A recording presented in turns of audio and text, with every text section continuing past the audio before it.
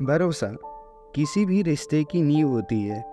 जब किसी व्यक्ति पर हमारा विश्वास टूटता है तो यह हमें अंदर तक झंझोड़ कर रख देता है। धोखा खाना और किसी पर विश्वास करना दो पहलू हैं जो जीवन में अक्सर हमारे सामने आते हैं। विश्वास के टूटना एक ऐसा अनुभव है जिसे कोई भी महसूस करना नहीं चाहता, लेकिन यह दुर्भाग्य से कई बार हमारे जीवन का हिस्सा बन जाता है।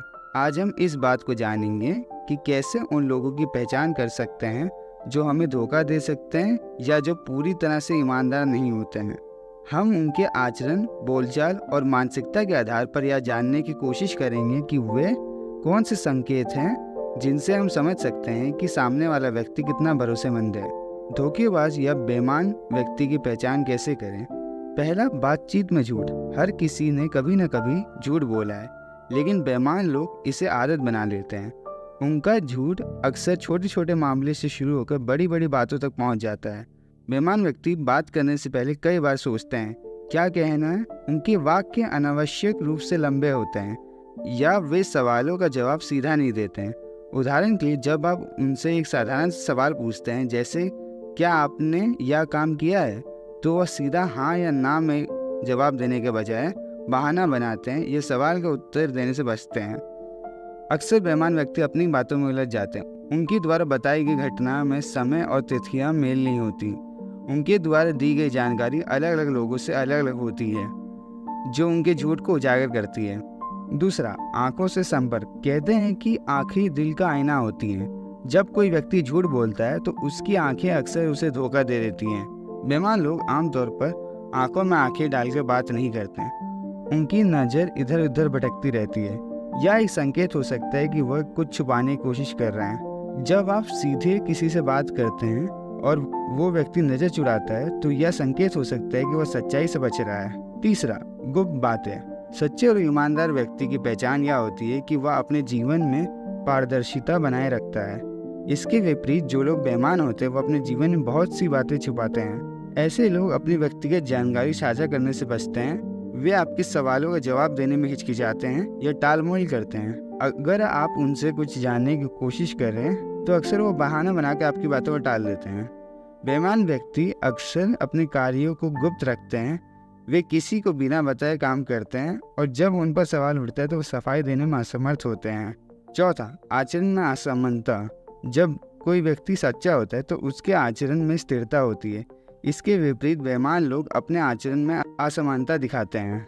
ऐसे लोग दूसरों के सामने अच्छा बनने का प्रयास करते हैं, लेकिन अकेले में उनका व्यवहार कुछ और ही होता है।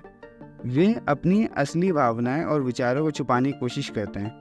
बेईमान व्यक्ति अक्सर अचानक अपने व्यवहारों में परिवर्तन दिखाते हैं। अगर कोई व्यक्ति अचानक आपसे दूरी बनाने लगे या फिर अनचाही दोस्ती करने लगे तो इसका मतलब हो सकता है कि वो आपसे कुछ छुपा रहा है। पांचवा, दूसरों के बारे में गपशप करना। जो लोग बेईमान होते हैं वो अक्सर दूसरे के बारे में गपशप करते हैं। वे किसी की भी बुराई करने से नहीं चूकते हैं और दूसरों की कमजोरियों को उजागर करते हैं। यह भी संकेत हो सकता है कि वह व्यक्ति भरोसेमंद नहीं है। ऐसे लोग सामने कुछ और पीठ पीछे कुछ और कहते हैं। वे आपके बारे में भी दूसरे के सामने ऐसी ही बात कर रही है जो कि सच्चाई से दूर हो सकती है। अब चलिए कुछ कहानियों और उदाहरण के माध्यम से इसे समझते हैं। रमेश और मोहन अच्छे दोस्त हैं। रमेश अपने सभी राज मोहन के साथ साझा करता था। एक दिन रमेश ने अपने व्यापार की कुछ गोपनीय बात मोहन को बताई।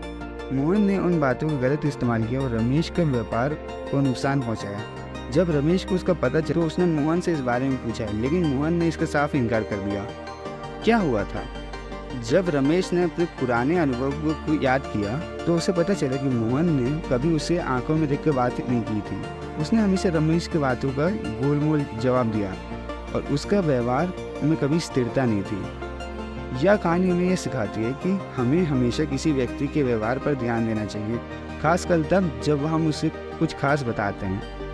उसकी बातों में विरोधाभास हो सकता है जो उसके झूठ का संकेत हो सकता है। दूसरी कहानी, सीमा को अपनी सहेली पर पूरा भरोसा था।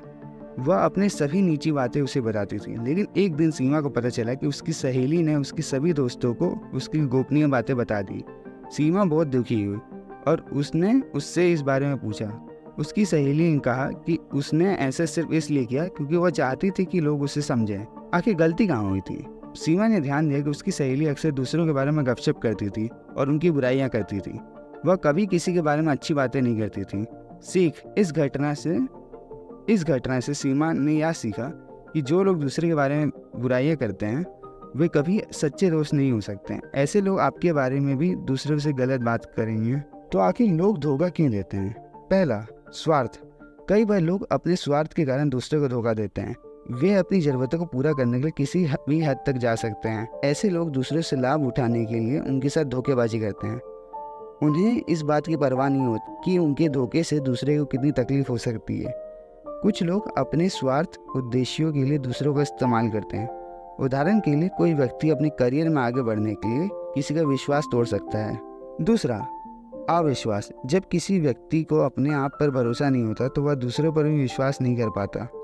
ऐसे लोग दूसरों के प्रति अविश्वास रखते हैं और खुद को सुरक्षित रखने के लिए धोखे का सहारा लेते हैं। वे खुद को सुरक्षित महसूस करने के लिए दूसरे को धोखा देते हैं ताकि उन्हें नुकसान ना हो। तीसरा, पैसे या ताकत की लालच।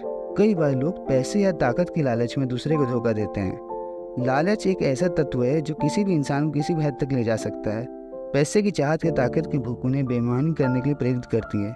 ऐसे लोग अपनी लालच को पूरा करने के लिए किसी का भी भरोसा तोड़ सकते हैं, चाहे वो करीबी रिश्तेदार हो या दोस्त ही क्यों ना हो।